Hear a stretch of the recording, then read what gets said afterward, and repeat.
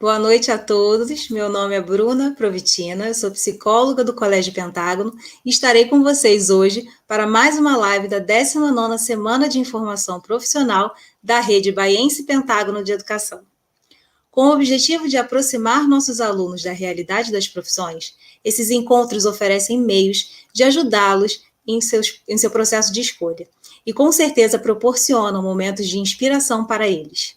Aproveitem a oportunidade para colocar suas dúvidas aqui no chat do YouTube e fiquem de olho nos Instagrams dos colégios para acompanhar a programação completa. Se você tem vontade de seguir a carreira da área de tecnologia da informação ou engenharia mecânica, ou se você tem curiosidade em saber sobre esse universo, então aproveite a live de hoje.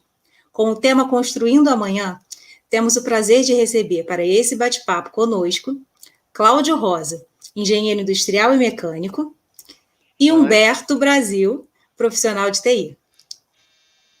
Boa noite, pessoal, tudo bem? Boa noite a todos. Muito obrigada por estarem aqui conosco. Humberto, eu gostaria de iniciar com você. Poderia nos contar como é que foi o seu processo de escolha profissional? Claro.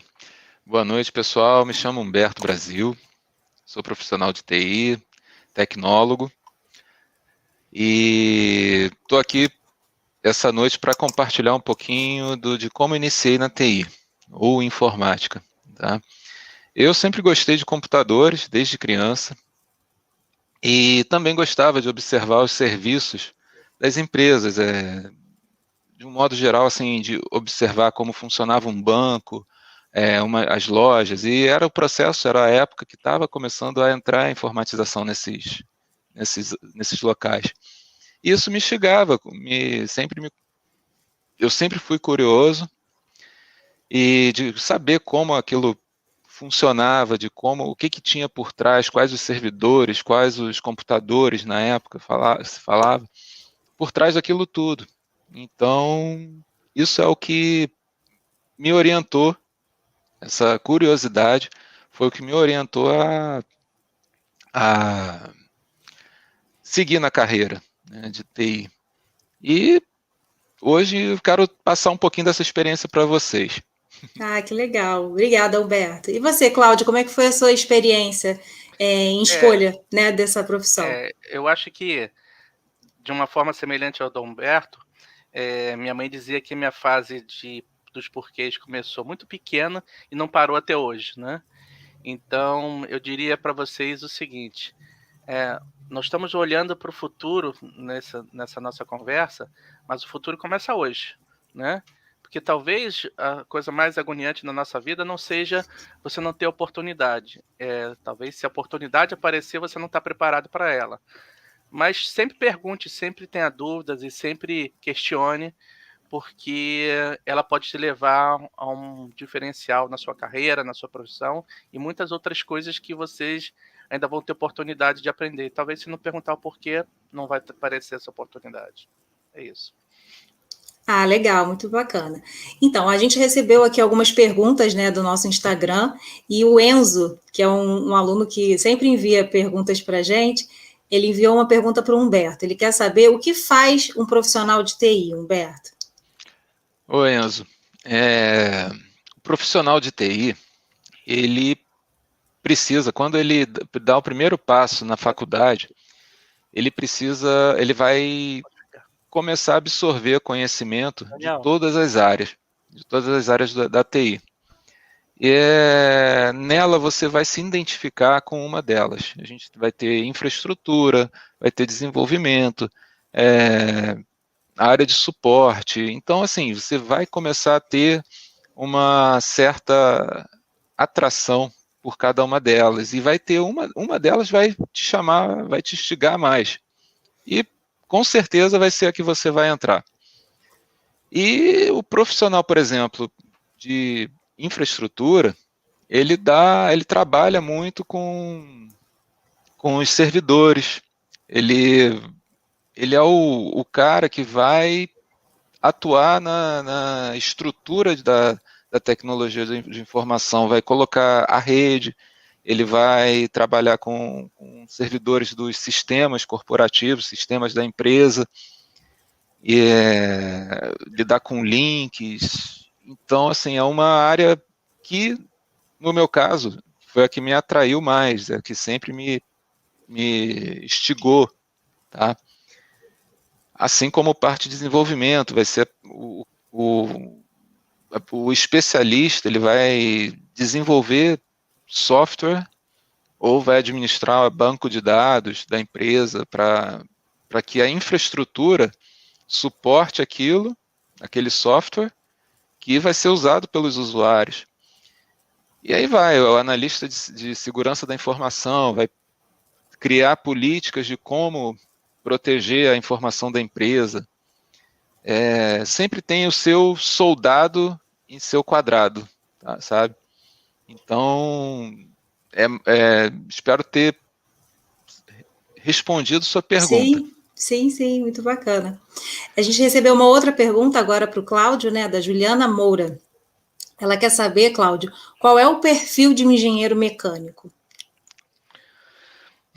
Bom, é muito engraçado porque as pessoas acham que o engenheiro mecânico é aquele que está todo sujo de graxa consertando o motor do carro, do seu carro, e não é nada disso, né? O engenheiro mecânico projeta foguetes, projeta nave espacial, projeta bicicleta. A partir da minha época, a gente começou a entender que a mecânica tem teorias físicas muito interessantes, mas se você não tiver, por exemplo, a tecnologia da informação trabalhando junto, você vai levar muito mais tempo para fazer a mesma coisa. Então, você tem que aprender a ter interface para tudo. Eu comecei a descobrir o valor que a mecânica junto com a tecnologia da informação tem na faculdade, quando as primeiras calculadoras programáveis apareceram e eu comecei a fazer prova na terça parte do tempo que os restos dos meus colegas, né? E não é porque eu estava roubando alguma coisa, não, eu fazia a conta, fazia tudo, eu só conferia na calculadora. Então, quer dizer, avião, bicicleta, nave espacial, tudo isso o engenheiro mecânico projeta, infraestruturas, de tudo mais, né? Vocês estão vendo aqui atrás que eu tenho filhos curiosos que trabalham, que um deles estuda no Baense também, e é difícil até lidar com isso, mas tudo bem, faz parte da pandemia. Obrigado, gente. E quanto tempo, em média, para a formação, né? Tanto TI quanto engenheiro leva, né, para a formação? Humberto, quer responder? Bom, Pode responder. na TI, a gente tem a engenharia de computação e tem também diversas áreas. Tá? Hoje você tem uma gama muito maior. Tem tecnologia de rede de computadores. Então, em média, assim, 4 anos, 5, tá? Então, tem cursos de 3 na parte de tecnologia, como tecnólogo. Mas só para complementar um detalhe que o Cláudio estava comentando, a interação entre TI e engenharia. É bacana isso, porque TI está sempre envolvida pelos outros, todas as áreas, né? Então, vai estar sempre suportando a engenharia, a medicina, o direito, enfim, tem várias abordagens. Né? Financeiro, RH, tá? O Cláudio já teve um trabalho, ele pode falar até de uma forma até mais clara sobre isso, né, Cláudio? Você tem um trabalho muito interligado entre TI e a engenharia, né? Se puder falar um pouquinho mais sobre? Sim, com certeza. Eu trabalhei 30 anos ligado diretamente à TI, infraestrutura, né? E recentemente, com essa onda de inovação no Brasil, acho que essa é uma grande oportunidade para quem está começando agora, porque inovação significa você fazer de uma maneira diferente, mais leve, mais barata, mais rápida, mais eficiente, uma coisa que você já fazia. Eu tive alguns colegas, eu trabalhei 10 anos, fui engenheiro na Vale, e eles estavam fazendo uma estrutura para calcular a vida útil de caminhões que rodavam na área de mineração. Aí eles estavam usando uma técnica chamada de analytics, que é uma análise de dados que você faz, você monitora todo, tem uma teoria mecânica por trás, você monitora toda a infraestrutura que você quer e usa a tecnologia da informação para coletar essa informação e depois tratar, né? Aí é uma discussão estava no início do projeto, eu falei assim, bom, cadê o engenheiro mecânico dessa teoria? A gente esqueceu de chamar, eu falei assim, não, tudo bem, mas a teoria de analytics é mecânica, entendeu? Ou seja, é uma teoria mecânica que vai usar tecnologia de informação para tratar isso. Então, se os dois grupos não trabalharem de mãos dadas, Exato. não vai rolar. Entendeu? São coisas que se completam, né? Isso, são importantes estarem em conjunto trabalhando. O curso básico são de 5 anos, mas assim, se você quiser viver outras experiências, você tem que estar aberto, porque só aquele livro da faculdade, é o que eu costumo dizer, entrar na faculdade nem é tão difícil assim, sair formado e com uma visão aberta para o mundo, essa que é a grande ciência, entendeu? Exato. A gente tem aqui mais uma perguntinha, a Mariana Gomes perguntou para o Humberto qual é a diferença entre ciência da computação e engenharia da computação. Então, Mariana, a diferença entre ciência da computação e engenharia da computação está relacionada às atividades. A engenharia, ela vai criar um dispositivo que, por sua vez, vai ter um dispositivo eletrônico, vamos dizer, para exemplificar, um tablet, um celular, um computador, um laptop, e vai criar o hardware. Esse hardware vai receber um software. O engenheiro de computação o time, né, é que vai ser responsável por projetar o hardware, projetar o software de acordo com o hardware e colocar para funcionar. O time de ciência da computação, a área de ciência da computação, ela está mais correlacionada a usar esse hardware, usar esse equipamento que foi criado. Tá? Então, vamos dizer, existe os switch, tá? Ou então, para ficar bem mais simples, um roteador Wi-Fi. A gente compra hoje todo mundo tem em casa, fica mais fácil de exemplificar. Então, hoje o engenheiro, alguém que fez engenharia da computação, criou o hardware, alguém da engenharia da computação desenvolveu o software para aquele hardware do roteador Wi-Fi, e alguém da ciência da computação está implementando a melhor forma, com os recursos que ele tem, de utilizar. Então, pode ser utilizado numa empresa, pode ser utilizado em casa, e a forma como aquilo vai ser utilizado. E vai dar o suporte necessário. Bacana, entendi. A gente tem agora também uma pergunta para o Cláudio, da Bia. Ela quer saber quais as áreas de atuação de um engenheiro mecânico. Deu muita coisa, né? Como eu falei, a bicicleta é o foguete, né? Por exemplo, eu vi uma passando aqui rapidinha, como é que é o que é o engenheiro aeroespacial? O engenheiro aeroespacial, ele é um engenheiro mecânico? Pode ser. Um engenheiro eletrônico? Pode ser. Um engenheiro civil? Pode ser. Só que todas essas teorias aplicadas ao espaço, porque você pode estar construindo um módulo lunar que vai viver gente dentro na Lua, mas você pode estar que precisa de uma teoria, por exemplo, para fazer isolamento térmico, vocês precisam estudar muita física, termodinâmica, mas tem que entender que o material que a gente usa aqui, por exemplo, o papel alumínio, não sei se vocês sabem que os módulos espaciais são forrados com papel. No final das contas é um papel alumínio especial, mas é um papel alumínio. Porque ele não precisa ter resistência mecânica, ele precisa criar um escudo térmico. Então, assim, tudo isso são ciências que você vai aprendendo quando você eu odeio física. Física é maravilhosa. A matemática é uma ferramenta de solução de problemas de engenharia. Você não precisa necessariamente amar. Eu gosto de matemática, mas não a matemática pura. Eu sempre gostei de matemática aplicada. E adoro física, porque a física explica desde a maçã que cai na nossa cabeça até como é que você sente frio e sente calor. Então, a engenharia tem tantas coisas interessantes. Eu digo que, a princípio, eu sou engenheiro. Depois eu sou mecânico, mas eu sou engenheiro, entendeu? É isso. Cláudio, você falou uma coisa que me chamou aqui a atenção e me fez pensar. quando você me falou aí da física, da matemática, você acha, e agora é uma pergunta minha, você acha que esse seu gosto por essas matérias, né, lá atrás, na escola, obviamente te influenciaram a fazer essa escolha pela profissão, mas isso é essencial para a escolha? Totalmente. Você acha que isso é de extrema importância? Extrema importância. Eu odiava português. Quando eu fiz o meu vestibular, das 35 questões eu acertei 32 e tirei nota máxima em redação. Eu passei para engenharia na Federal, não por causa de física, matemática, eu passei por causa de português.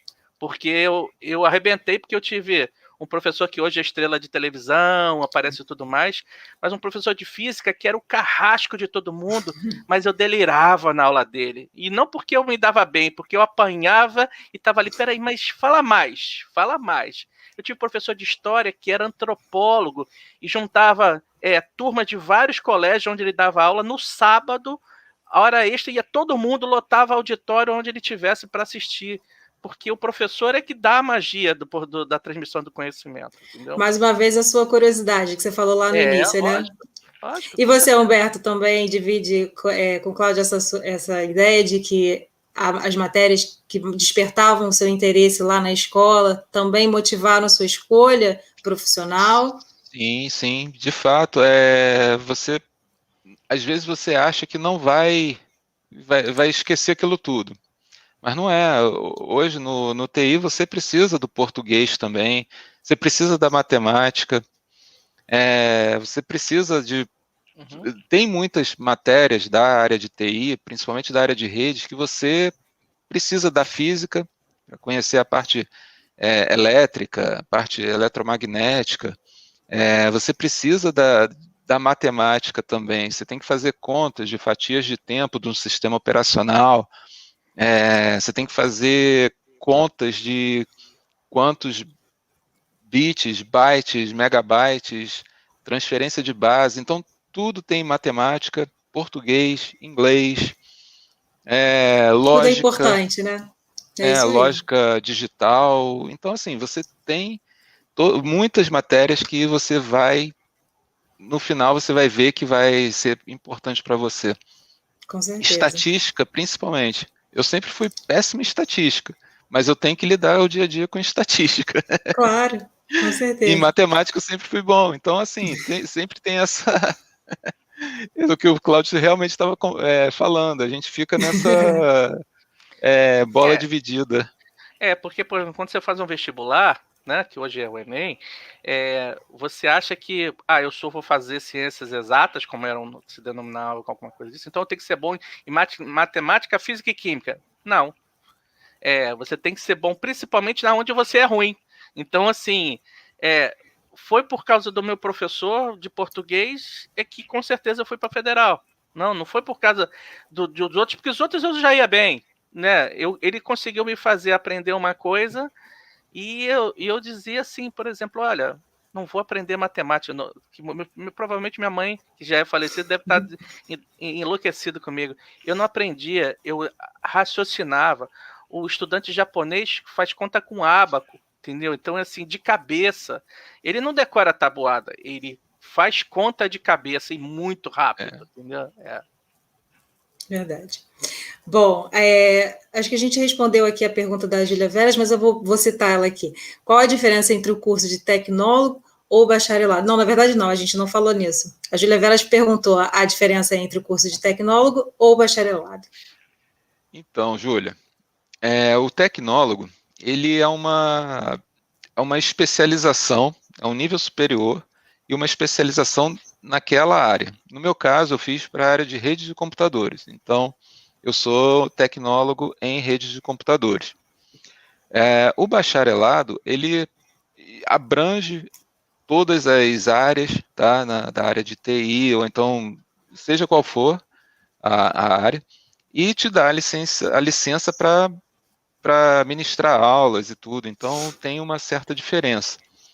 Mas, assim, eu optei pelo tecnólogo para ter, vamos dizer assim, entrar no mercado do TI e ter o nível superior, tá? Porque a área de TI é muito abrangente. E você não vai terminar a faculdade e parar de estudar. Pelo contrário, a faculdade continua a vida toda, porque TI é estudo o tempo todo. Então, você tem o tecnólogo, depois você tem a parte de certificações, dependendo da área que você for, consultorias e tudo, então requer uma certa certificação. E assim como também para o bacharel. O bacharel você vai terminar a faculdade, mas você vai continuar a sua faculdade da vida. Então, vai Sim. ter que continuar estudando, se especializando naquele ramo que você escolheu. Então, depende de o que você quer escolher e foca sempre no futuro, na Sim. questão do que você quer trilhar, onde você quer chegar. Bruna, é importante Pois só não. ressaltar uma diferença, que eu não sei se hoje como é que está isso, mas na minha época existia um engenheiro operacional, assim como tem um Uhum. tecnólogo, né? Uhum. Mas o Conselho Regional de Engenharia e Arquitetura começou a ter problemas sérios, porque Uhum. você dizia assim, o engenheiro operacional tinha um limite de atuação dentro de um projeto porque o curso dele era mais rápido para entrar mais rápido no mercado de trabalho, mas ele tinha limitação de atuação, ele não podia Sim. fazer projetos mais do que não sei o quê, né? Então, como o pau começou a quebrar, eles disseram assim, não, beleza, então agora vamos pegar um engenheiro operacional, dar um curso de complementação para ele virar engenheiro pleno e acabar com a engenharia Entendi. operacional. Então, uma coisa que eu não sei se existe ainda, mas é uma coisa que deve ser verificada sempre pelo aluno, é assim, você quer fazer uma carreira dentro de um corpo docente qualquer, se você quer fazer mestrado, doutorado e etc e tal, o curso de tecnólogo, normalmente você tem que fazer uma complementação para poder fazer o seu Sim. mestrado e doutorado. Porque a visão do curso de tecnólogo é ir para o mercado rápido. Você vai ser rápido, vai entrar ali dentro, depois, como o Humberto falou, tem as certificações e tudo mais, mas é um curso mais prático, né? Que Sim. você entra e faz. Então, se você quer ser um teórico da coisa, então, normalmente, a recomendação é fazer o bacharelado. Você quer logo entrar porque eu gosto de botar a mão na massa. Aí você é tecnólogo, que Exato. é mais rápido. Se até se quiser se aventurar na área de pesquisa e tudo, aí realmente, aí tem Claro. que seguir o bacharelado, né?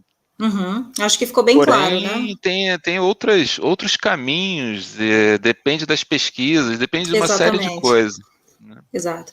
A Ana, ela perguntou aqui quais são as matérias mais estudadas nos cursos. Assim, vai um pouco de encontro àquilo que a gente estava falando anteriormente, né? Sobre as matérias. Então, assim, acho que é a preocupação da Ana em relação ao que ela vai estudar lá na frente. Posso dizer? Exatamente. Tudo. Foi o que a gente estava comentando aqui, era É, tudo, não tem. Mas sim. E eles você vai conseguem dizer continuar. aí o que tem de matéria mais básica, principalmente no início dos cursos, para ela ter uma noção? Sim. Quer falar? Começa, Alberto, só para dar. Não, é bom, na parte da TI, a parte de redes e sistemas, você tem sistemas operacionais, lógica digital, redes de computadores, vem as metodologias também, ITIL, COBIT, mas tem a parte de projetos. Isso é a parte técnica da Sim. coisa como um todo. E como o básico é o básico do que tem no segundo grau, enfim, como um todo. Tem os complementos quando a pessoa já avança na parte da engenharia, tem os detalhes, né, Cláudio? É. As outras. Você quer ver, por exemplo, no curso, quando você está no ensino médio, muitas vezes alguém, provavelmente um professor de cálculo não, de matemática para você, fala que você tem que decorar isso ou aquilo, né? Aí quando você vai, por exemplo, por que na fórmula do volume do cone existe um tal de 2π ali? Porque se imagine um triângulo, uma coisa assim, né? Quando você roda esse triângulo 360 graus, ele dá um volume, porque é uma superfície rotacionada a 360 graus, ele dá um volume.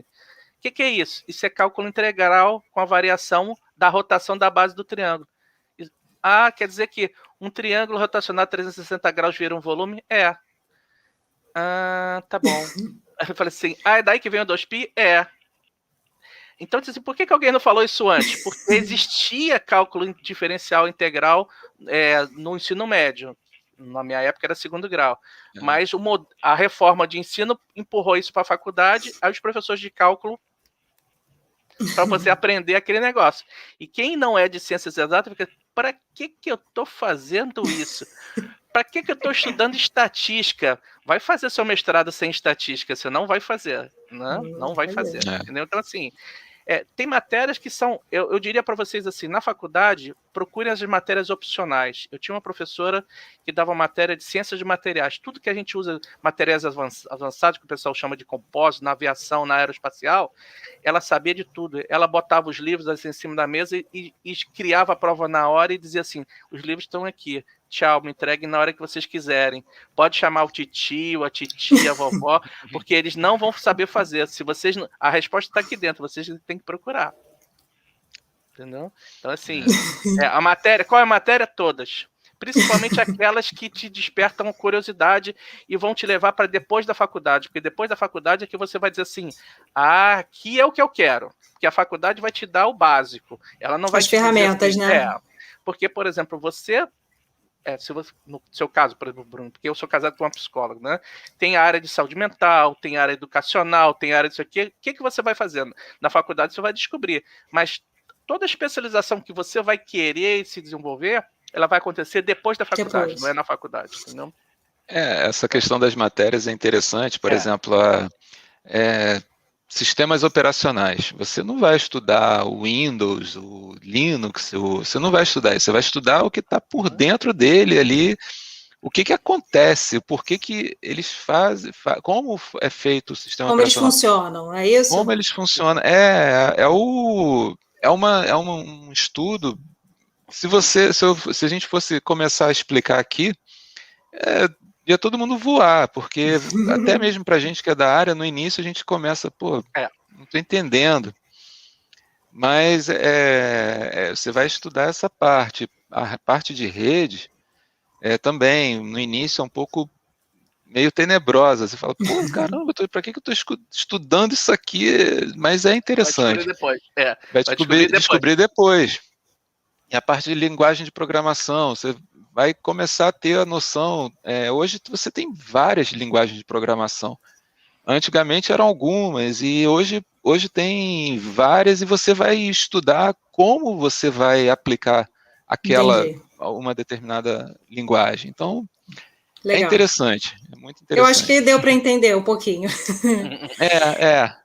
É uma pergunta que eu acho que é interessante fazer para os dois. O que é necessário para ser um profissional bem-sucedido na sua área? Olha, eu tenho uma resposta interessante. Eu digo Pode começar. Honesto. Pode começar, Cláudia. Pode começar, Cláudia. Eu não sei quem já estudou ou ouviu falar alguma coisa da Segunda Guerra Mundial, mas na Segunda Guerra Mundial a Inglaterra estava completamente arrebentada, vendida, ferrada, e existia um cara que liderou o movimento da Inglaterra chamado Winston Churchill. E ele dizia assim, never surrender. Ou seja, quando a minha mulher foi fazer a prova para residência em saúde mental, ela chorava, não vou conseguir, não sei o quê. Agora, você tem todo o direito de desistir depois que fizer a prova. Depois que fizer a prova e passar, você pode desistir. Digo, não quero isso. Mas você foi lá e fez, entendeu? Então, é assim, pode desistir, sim. Depois que você já conseguiu, tipo assim, não era isso que eu queria. Vou fazer outra coisa. Mas desistir sem nem tentar, acho que não dá, entendeu? Isso. Exatamente. É questão de você manter sempre a honestidade, a perseverança. Não tem essa de, vou fazer e tudo vai dar certo. Você vai cair, vai tropeçar e tem que levantar, não pode desistir, continuar a vida estudando, se atualizando, se dedicando, e isso é o seu sucesso. Porque às vezes muitas vezes associa o sucesso à questão financeira, né? A fama, as finanças e tudo, mas às vezes não está por aí. Às vezes a simples questão de você já ser reconhecido no local de trabalho que você está, já é um sucesso. Né? Já ter uma referência já é um sucesso. Então, daí você começa. Legal. É um passo de cada vez. A gente tem aqui uma outra pergunta, diretoria RIM. Você acredita que no mercado de trabalho atualmente as engenharias tendem todas a um lugar comum, que é a engenharia de produção? Acho que é para o Cláudio. Acho que não. Não? Acho que não. A engenharia de produção é uma coisa muito interessante. Eu tive alguns colegas de engenharia de produção, porque ela aprende como você organiza, como você faz. A engenharia de produção, ela foi, quer dizer, quando eu estava fazendo engenharia mecânica, ela já existia, mas era uma coisa muito mais tímida, né? Mas assim, ela estuda aspectos de produção que muitas vezes eles não são relevantes, por exemplo, para uma manufatura. Pode ser que sim, pode ser que não, mas talvez ela cada vez tem que se reinventar mais num processo onde o Brasil tudo é diferente, né? Principalmente aqui no Brasil. Né? Eu tive uma vez um diretor que veio, ele era americano, eu trabalhava no multinacional, e ele veio para fazer uma palestra para todos os engenheiros da América Latina. No meio do caminho, o pessoal disse, para. Ele, mas por que para? Porque essa sua teoria serve para os Estados Unidos das Américas, porque para a América Latina ela não serve. Então, a engenharia de produção ela tem que estudar fortemente o contexto no qual ela vai trabalhar, porque uma técnica ela pode não servir, servir muito bem para uma situação e não servir para outra, seja de um país, de um local, de um tipo de indústria, tipo de um agronegócio. Então, quer dizer, depende. Tá? Então, não necessariamente tem que ser produção, não. Eu acho que, ao mesmo tempo que o excesso da especialização pode levar a erros enormes, porque é aquela brincadeira, pô, mas eu vi aqui, estou com um problema na mão direita. Falei assim, não, mas aqui só tem especialista em mão esquerda, então volta outro dia porque aqui não tem. Eu falei assim, pô, mas é demais, né? Então, mas é isso. Então, a gente tem que tomar cuidado com excesso de especialização. Tá? Sim. Até a questão, eu não sou da área, mas conheço um pouco da área de telecom. A engenharia de telecom, ela foca justamente dentro da engenharia mesmo, da parte dentro da área de telecom. Ela tenta não se misturar com as outras áreas, assim, no sentido de manufatura, de criação de produtos. Por quê? Às vezes o ambiente o conhecimento não é tão, vamos dizer, tão concreto, já não está tão firme, porque às vezes hoje as pessoas têm um conhecimento, mas não é especializado. Então, por exemplo, uma antena de telecom não é vendida para qualquer cliente. A pessoa tem que ser um provedor de serviços de telecomunicações. Então, uma antena parabólica. Então, essas empresas, as empresas mãe que fabricam essas antenas, elas são específicas elas querem manter a linha e faz um sentido de não misturar, por exemplo, vender para uma empresa de óleo e gás antena, porque o usuário final, se der algum problema, alguma coisa assim, a questão do suporte vai ser muito diferente, não vai ter o conhecimento, não vai dominar, não vai estar dominando aquele produto. Então faz sentido de manter cada um no seu quadrado, no seu espaço, no seu espaço.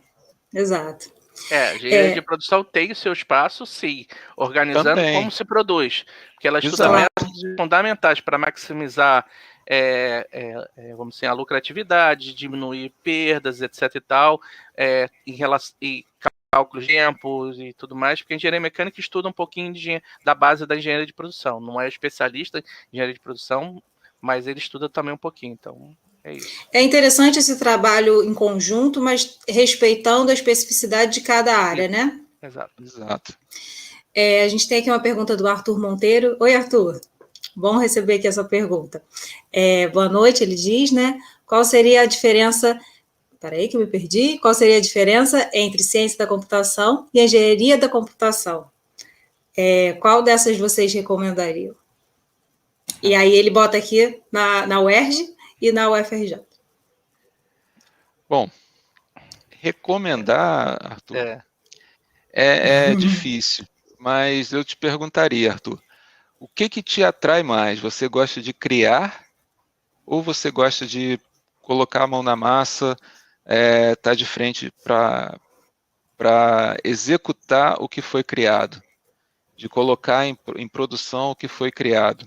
Essa é a diferença. A diferença da ciência da computação para a engenharia é que a engenharia ela vai fazer acontecer, vai criar um produto.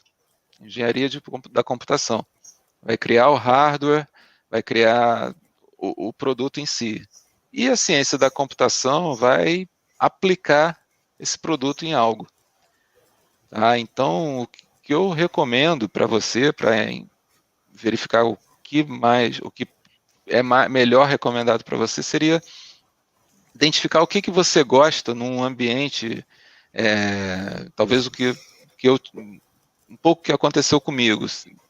Observar uma loja que você gosta, o ramo, né, bancos, enfim, e ver o que te atrai. Se você gosta de criar algo, criar um produto, ou se você gosta de botar aquele serviço em produção. Sim. Então, você daí começa a dar o primeiro passo e daí você vai observando, estudando, lendo, e aí uma hora você vai achar o que você está querendo fazer. Exatamente. E aí agora uma pergunta que eu acho que é interessante para os dois, né, que eu acho que é bem legal, é o que mais te motiva na sua carreira? Cláudio, eu queria que você começasse a responder. O que mais motiva você hoje na carreira que você atua? A possibilidade de criar, né? A possibilidade de inovar. Então, assim, o desafio, aquela história, mas nunca ninguém fez isso, né?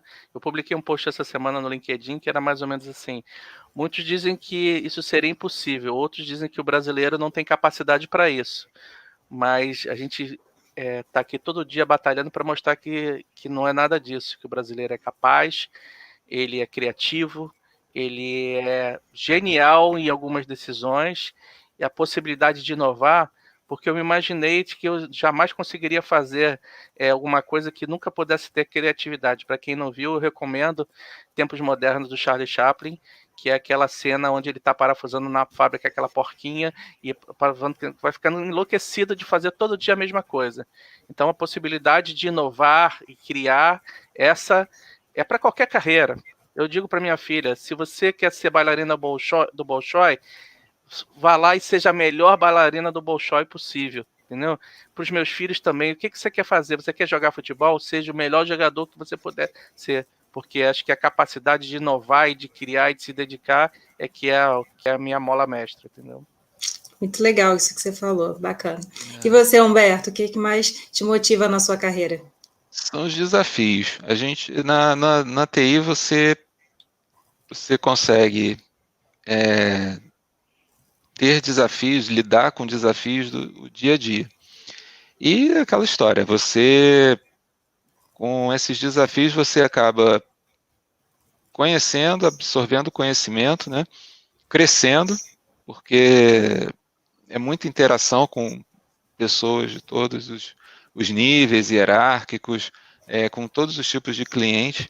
Então, você acaba crescendo e isso me motiva, porque a gente precisa entender o que você está fazendo, o que eu faço e o que eu preciso passar para o meu cliente. Então, é motivador. Tá? Legal. Aqui a Victoria Costa perguntou para o Humberto também, se uma pessoa que gosta de games e jogos eletrônicos, ela teria mais facilidade em fazer TI. Se essa pessoa, qual é a faculdade que ela deveria cursar para ser um desenvolvedor de games, já que ela tem esse interesse? Olha, essa área de games atualmente está crescendo de uma forma assim muito rápida. Já joguei muitos jogos em computador e tudo, mas hoje em dia a quantidade de jogos que está tendo é muito maior. tem facilidade em fazer o TI, tem que entender um pouquinho só na questão de como as faculdades e tudo estão abordando essa área, tá? Eu não estou muito por dentro, mas assim, o que eu posso te compartilhar contigo, Luísa, é que a Vitória, desculpa, é que a parte de games, ela tem uma área específica, assim como tem a parte de network, a parte de infraestrutura como um todo, mas ela vai chegar no seu momento, porque ela tem uma linguagem de programação própria, então você vai estudar a linguagem de programação. Ela precisa de recursos de rede, switch, servidor, então na faculdade você vai estudar switch, servidor, rede, você vai estudar tudo isso. Então, acredito que a parte de games vai ser o funil, tá? A porta. Então, essa porta é no finalzinho, quando você estiver terminando a faculdade, que você vai escolher, olha, agora eu quero games, agora eu quero me especializar em games, e aí você partir para uma especialização da área de games, tá?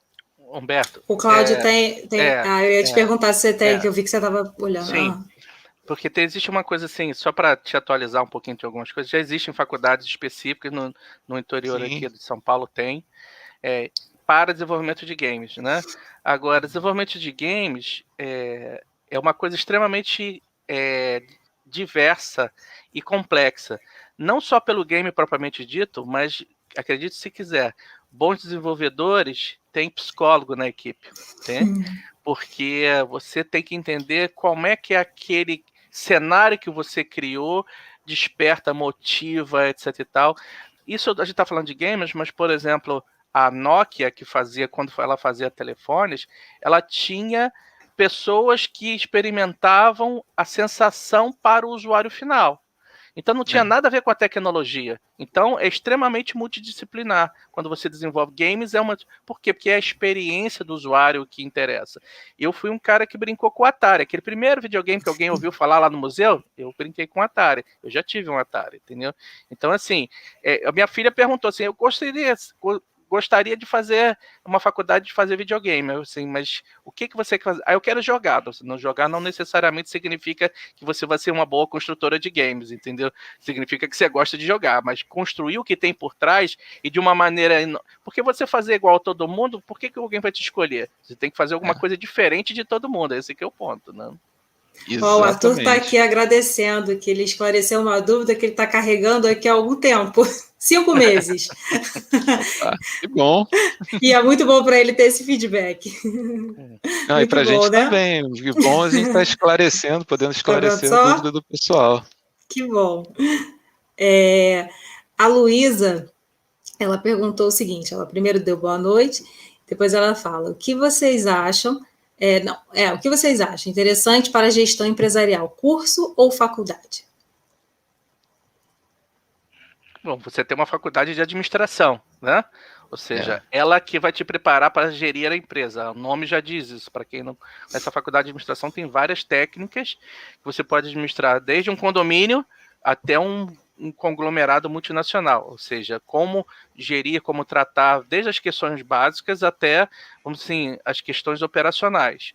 Então, você pode ter ali de tudo. Agora, eu diria que todos eles, eu não sei se essa resposta é boa, se as pessoas gostam de ouvir, mas assim, faça a sua faculdade e se complemente com milhares de cursos, porque o curso é que vai te dar na prática, de uma visão bem curta e direta, tipo assim, é isso.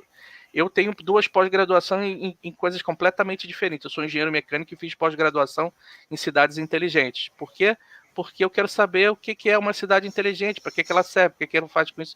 Então, assim, quando você faz uma faculdade de administração, você vai aprender o básico. Quando você começa a partir para os cursos de especialização, aqui é aquele negócio que eu vi lá na faculdade desse jeito, então essa é a oportunidade, entendeu? É uma extensão, né? Como se fosse uma coisa para você se aprofundar mais em algo que você viu de forma mais superficial, né? Isso, exatamente. Exatamente. Que inclusive tem a administração, e em seguida você tem muitas pós-graduações em cursos MBAs na parte de gestão empresarial. Então, acho que é aquela história, a parte da especialização, você se especializar em algo que é o chamariz do seu, né, o seu diferencial, ponto né? forte, o seu diferencial, exatamente. E às vezes você tem que usar. Eu tive um amigo que ele fez faculdade de medicina, mas ele queria trabalhar com aparelhos médicos. Depois ele fez engenharia eletrônica. É o maior louco que eu conheci na minha vida, mas ele é um médico engenheiro. Ele era o cara que todo mundo chamava para um equipamento de diálise parou. Ele era o cara que sabia das duas. Ele sabia da eletrônica. Exatamente, esse olhar é o único dele. Ele fica assim. Então ele era disputado a tapa no mercado, porque ele resolveu ser louco o suficiente para fazer duas coisas que aparentemente não tem a menor conexão, e tem toda a conexão do mundo. Não, e assim, esse olhar que ele tem, me diz aí, quem é a outra pessoa que você conhece que tem? Ninguém. Nenhum outro louco, nenhum outro louco. Então, no mercado, ele é realmente disputado. Isso. Olha, o Caio Esteves fez uma pergunta. Qual seria o melhor caminho a ser seguido para se fazer uma pós-graduação no exterior? Isso é muito legal, porque muitos alunos têm essa dúvida. Sonham em ir para o MIT, mas, no geral, tem alguma recomendação, né? Ele quer saber qual é a recomendação que vocês têm em relação a isso.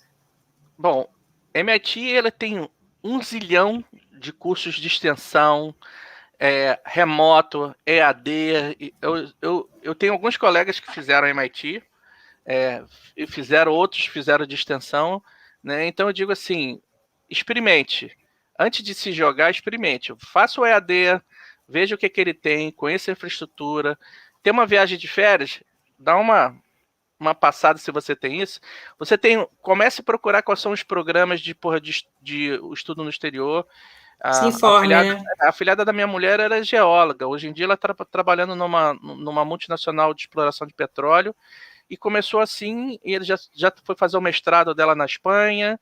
Ela está... E começou, e entrou, e foi lá, e começou estudando por um programa do governo. Ou seja, por mais que pareça incrível, existe ainda alguns poucos que ainda estão resistindo, porque as universidades tiveram muita corte de verbas, mas existem alguns programas de estudo no exterior que são fundamentais para você ver o que as outras pessoas estão fazendo, né? Isso, lá fora. O que a gente pode fazer de diferente, né?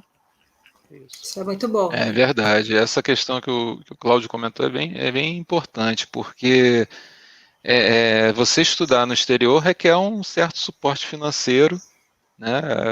E além disso, você vai pegar aquele tempo e se dedicar aos estudos. Então, acho que é bem importante o que o Cláudio comentou em relação a conhecer primeiro. Pega o EAD, o ensino à distância, verifica. Hoje já tem diversas formas de você fazer alguns cursos do MIT e de outras online, conhecer o conteúdo. Sim. Vou dominar aquilo? Consigo dominar aquilo? Porque, imagina, você se deslocar e ir para outro país e aí falhar. Então, assim, conhece primeiro, dá o primeiro passo para depois, quando você estiver seguro, cair dentro, né? Isso aí, aproveitar. Júlia Veras perguntou, para o desenvolvimento de software, análise de desenvolvimento de sistema seria mais relacionado do que ciência de computação ou engenharia da computação? Olha, eu vejo nos dois, os dois. Porque você tem o software do hardware, vamos dizer aqui, uma TV hoje, uma Smart TV, ela é puramente um software e hardware, tá? Então, ela tem um software desenvolvido para poder funcionar naquele hardware, porque quando você cria um hardware, você tem a parte eletrônica, você tem que seguir os requisitos da parte eletrônica, dos processadores, do hardware propriamente dito, dos integrados, enfim. Aí você precisa de um software para controlar toda aquela parte eletrônica. E, além disso, você precisa do software que você quer que faça funcionar, do que vai aparecer na tela, do que vai ser a sua interface de uso do aparelho propriamente dito. É como você vai operar. Então, você tem isso na ciência da computação, que vai desenvolver um software para atender o cliente final, um sistema de ERP, um website, que vai ter uma certa demanda, um certo requisito, e você vai atender desenvolvendo daquela forma. A engenharia foca um pouco mais no hardware relacionado, o software relacionado ao hardware, e a interface para você operar aquele dispositivo. Legal. A Simone Albuquerque fez uma pergunta que eu amei aqui, porque eu tenho interesse realmente nessa área da inclusão. Ela quer saber o seguinte: primeiro ela deu boa noite a todos, e ela disse o seguinte: ela estuda Libras e gostaria de saber o que a tecnologia está programando para cooperar com a inclusão. Eu tenho muito interesse nessa resposta. Vocês têm alguma coisa a falar sobre? Eu tenho uma experiência recente muito, muito interessante, que assim, já existe, é um sistema muito parecido com o que tem de Libra, o sistema de rastreamento e identificação de instrumentos cirúrgicos em baixo relevo. É uma microgravação que você consegue identificar e rastrear instrumentos cirúrgicos através de gravações, que é um método parecido com o que se faz em Libra. Então, Libra foi uma coisa que serviu de base para uma série de coisas. Parece um QR Code, né? Mas dentro tão pequenininho como disse. Então a gente acha que Libra só tem uma fonte. Não, é muito interessante. E tem sistemas desenvolvidos para operar com Libra que são impressionantes. Eu acho que assim... eu, na minha ignorância, um dia eu falei assim, mas tudo não é igual no mundo inteiro? Assim, não, cada país é de um jeito. Eu falei assim, até nisso o pessoal fez assim, sim, assim, é curioso, porque eu pensei que Libra era universal. Eu, na minha ignorância, não, mas não. Então, mas existem já sistemas de rastreamento baseado na mesma metodologia que se usa para fazer Libra, que parece um QR Code, mas não exatamente. Só que em baixo relevo gravado instrumento de aço inox, que é instrumento tesoura, bisturi e tudo mais. Tem gravações que é igualzinho como se faz em Libra, entendeu? Bacana. É interessante. Legal. Mesmo. Obrigada pela pergunta, Simone. Gostei de saber. O Caio Esteves fez a seguinte pergunta: ele sonha em trabalhar com estudo e descoberta de novos materiais, mais sustentáveis e versáteis. Uhum. A engenharia de materiais ou química seriam as ideais? Olha, eu sou suspeito porque eu adoro materiais compostos, né? Isso que eu fui essa cadeira que eu fui fazer, a professora era a mais carrasca de todas, e quanto mais ela batia, mais o pessoal gamava e batia na porta dela, disse, manda mais, né? Porque, assim, os materiais compostos têm a ver com química absurdamente, têm a ver com física absurdamente, porque você pode dizer o seguinte, olha, o mesmo material que sofreu uma curva de resfriamento, não sei o que lá, quebrou. Por quê? Se você não souber de química e de física, você não vai conseguir saber por que ele quebrou. Porque ele passou por uma determinada faixa de resfriamento muito rápido, ele deveria ter esperado um tempo, voltar, não sei o que lá. Isso você tem que estudar química e física absurdamente. Então, quem estuda materiais, esses materiais que fazem nave espacial, foguete, a SpaceX, que é quem vê, é o possível explorador de Marte, de colonização na Lua, ele só trabalha com material composto. Coisas que você jamais imaginaria, por exemplo, armazenar eletricidade em plástico, como assim? Mas é plástico impregnado com metal. Então, assim, você acha que coisas que não jamais combinariam, hoje em dia você já começa a entender que sim, é possível, mas entendendo absurdamente de química e de física, entendeu? Então, assim, a engenharia mecânica estuda o quê? O resultado final. Óbvio que se você quer uma determinada resistência à tração, uma determinada isolamento termoelétrico, um determinado isolamento termodinâmico. Então, esse é o resultado que você espera quando você cria um material composto. Mas eu vi uma coisa muito engraçada de um pesquisador, que disse, eu já sei todas as 2.000 maneiras que isso tem de dar errado. Agora eu estou pesquisando as de dar certo, porque ele já estava ali batalhando e nunca desistindo, entendeu? Mas assim, se você acha... Vocês conhecem a história do Goodyear? Alguém já ouviu falar da história do Goodyear? O Goodyear morreu pobre, O cara do pneu não é o cara do pneu, era o cara que descobriu o processo de vulcanização da borracha. Porque a borracha que sai da seringueira é mole. Se você esquentar, ela derrete e escorrega inteira. Então, ele descobriu que através de um processo de cozimento, aquela borracha endurecia. Ela só pode ser usada em pneu. Então, o cara era um alquimista, porque você diz assim, antigamente, o que o cara era? Matemático, físico, filósofo, psicólogo, era tudo, né? E hoje em dia as pessoas compartimentaram a ciência e dizem assim, não, talvez isso é só para esse cara aqui. Não, o cara, às vezes, para ser cientista, ele tem que quebrar as barreiras e dizer assim, o que eu tenho? Tudo na minha frente. É um curioso, então, vou começar a tentar, né? Você acha que você não pode fazer plástico de porra de cana? Já tem plástico biodegradável feito de cana. Plástico, garrafa, plástico. Entendeu? É isso. Olha, a Raíssa fez uma pergunta, Cláudio, que você vai gostar de responder. Ela deu boa noite e ela gostaria de saber o que seria uma cidade inteligente. Eu costumo brincar. Por isso que eu fiz essa pergunta, eu lembrei. Raíssa, ela foi morar numa cidade inteligente porque ela diz assim, a resposta que eu tive do meu professor de pós-graduação é bastante simples, não tem resposta errada. A psicóloga provavelmente vai dizer que é uma cidade mais humanizada, o engenheiro vai dizer que é uma cidade que tem opção de robôs, o cara de TI vai dizer uma cidade que você consegue coletar informações para medir tudo, mas no fundo, a resposta que eu aprendi lá foi uma resposta surpreendente, vindo de eu fui fazer uma faculdade de administração, a pós-graduação em cidades inteligentes. A cidade inteligente é aquela cidade que faz os cidadãos que não moram felizes.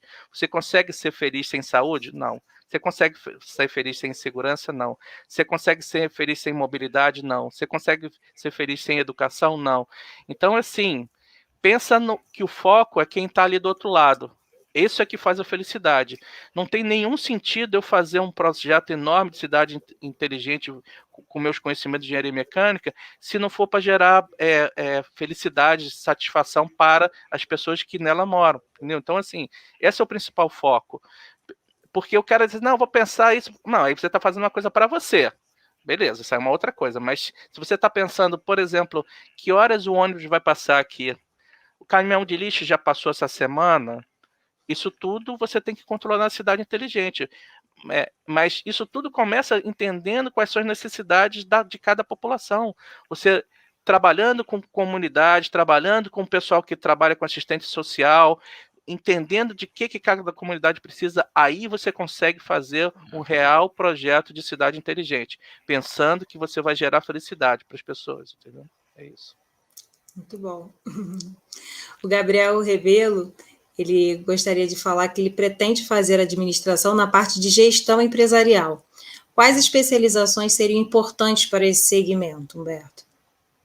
Olha, Gabriel, essa parte da gestão empresarial, como a gente havia comentado, é interessante você buscar a parte, o que você vai aprender na administração e seguir com uma especialização na área de gestão empresarial.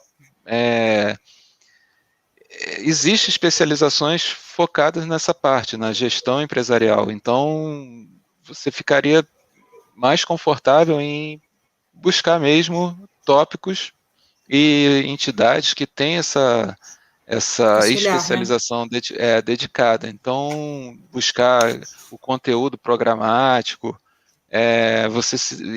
acho que você iria se identificar. Tá? Essa seria a minha recomendação, baseada nessa carreira que você está querendo seguir. Cláudio, você gostaria de acrescentar ou você acha não, que por exemplo, eu tinha é engraçado porque à medida que você vai avançando na sua formação, você vai tendo necessidade de ter outros conhecimentos, né? Então, por exemplo, nada impede de você começar fazendo, por exemplo, uma formação de TI, mas você virou dono da sua empresa. E aí? Como é que eu faço a gestão da minha empresa? Então está na hora de fazer um curso, vou fazer algumas citações aqui, no IBMEC, na FGV, que são escolas especializadas em administração. Pô, mas eu não queria fazer uma graduação. Não precisa fazer uma graduação. Tem curso de pós-graduação, tem curso de... mas eu conheço médicos que fizeram mestrado em administração. Por quê? Porque eles vieram dono da clínica. Então ele queria estudar como administrar o sistema de gestão de imagem que o cara fazia, porque ele era médico, mas especializado em tomografia, né? Então, beleza. Então, assim, não significa que você fazendo uma carreira de base, você não pode ir acrescentando camadas de conhecimento na sua carreira. Eu fiz duas coisas completamente diferentes. Tenho pós-graduação em gestão de redes, porque eu já trabalhei em projetos globais, eu trabalhava na Vale fazendo projetos de infraestrutura de rede sem fio, né? Mas depois eu fui fazer a faculdade de administração, fui fazer cidades inteligentes, porque eu digo assim, mas peraí, a tecnologia tem que ter um propósito. Para que eu vou usar essa tecnologia?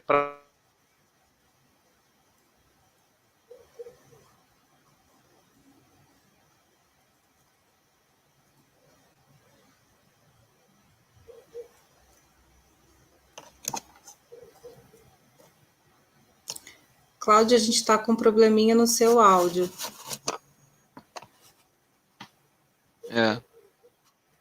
Cláudia, acho que você está sem o áudio.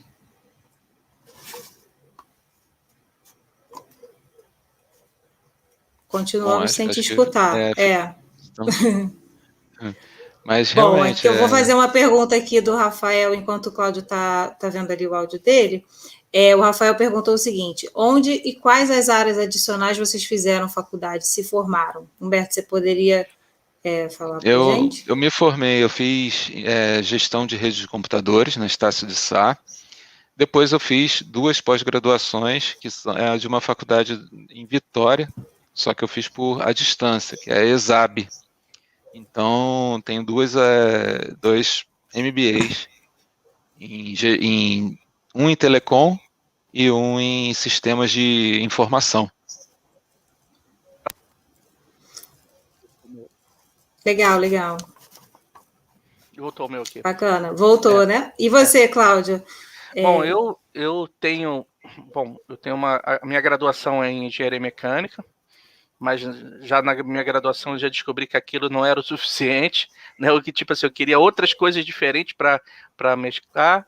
Aí eu fiz na minha área que eu trabalhava, eu fiz a pós-graduação em gerência de redes, mas não era um curso técnico, foi um curso na Federal Fluminense, que foi um curso de gestão mesmo, ou seja, de negócio, como você montava um provedor de internet, como você montava isso, ou seja, tinha toda a parte de regulamentação. Nós estávamos no momento de privatização das teles, na época que eu fiz, então foi muito interessante porque o meu grupo tinha advogado, tinha engenheiro, tinha profissional de TI, tinha de tudo, então tinha tudo.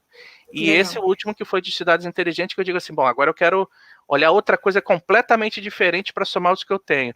E eu estou, graças a isso, eu estou trabalhando em projetos de cidades inteligentes aqui no Brasil inteiro, não só no Rio. Eu tive em Amsterdã para fazer complementação para saber o que na Europa o pessoal estava fazendo, ou seja, não bem dá para parar, né? Não dá para parar. Tem que quanto mais você tem, você consegue escolher. Eu ouvi uma vez uma coisa assim, olha, o conhecimento é uma coisa que uma vez que você tenha, nunca mais alguém consegue tirar de você. Você pode perder dinheiro, pode perder uma opção de coisa, mas o conhecimento é alma. Ninguém tira, né? Verdade. Eu vou aqui partindo para o final, né? Uma última pergunta do Diogo Ferreira. Ele perguntou para o Cláudio: quais as possibilidades de especialização para o engenheiro mecânico se eu quiser trabalhar no ramo automobilístico? O que eu preciso fazer? Esse é fácil. Juntando a inovação, estude bastante eletricidade, porque sabe quanto custa a manutenção de um carro elétrico? Ele custa R$50 por mês. Quer dizer, por revisão. Por mês não, por revisão. Não, por revisão. É muito melhor do que isso, entendeu? Então, assim, não acreditem que o engenheiro mecânico é aquele que vai botar o seu carro para poluir tudo. Não, negativo.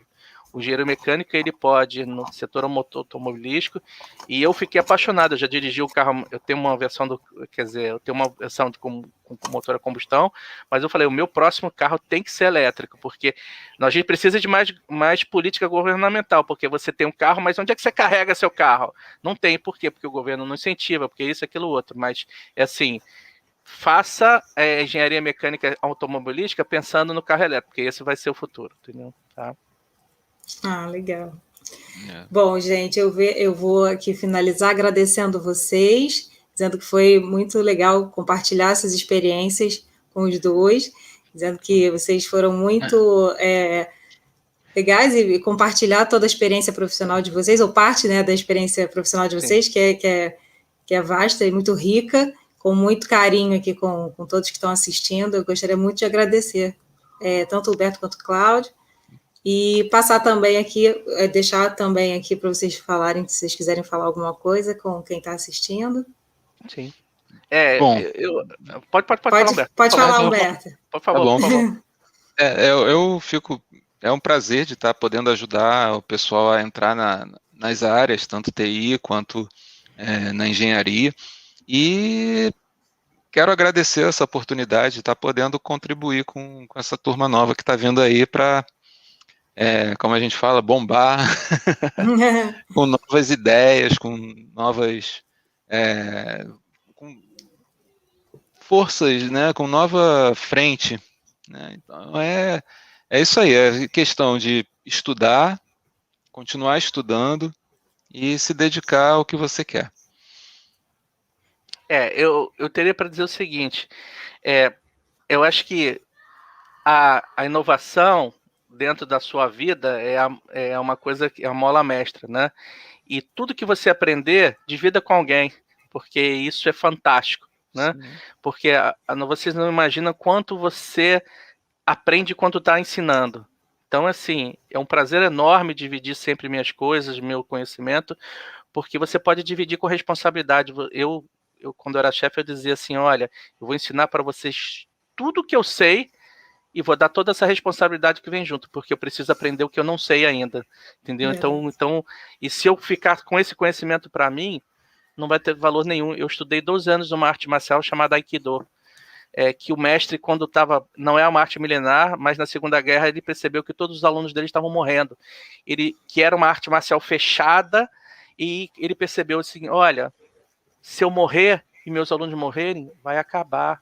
Então, deixa eu espalhar o máximo que eu posso esse conhecimento. Essa é a minha filosofia hoje em dia. Deixa eu espalhar o máximo que eu posso o meu conhecimento, porque eu acho que eu tenho muito a ganhar com isso. Entendeu? Isso. Muito bom. É verdade, essa parte do conhecimento é fundamental em todas as áreas, né? Mas, essencial. Exato, porque você vai ganhando conhecimento e técnicas novas de como fazer, você vai absorvendo, você vai desenvolvendo. E você compartilhando, você está disseminando quem está vindo para poder implementar algo em cima do que você criou. Então, é uma cadeia, né? É uma cadeia. Realmente, não... Bom, é muito obrigado. Aí, pessoal.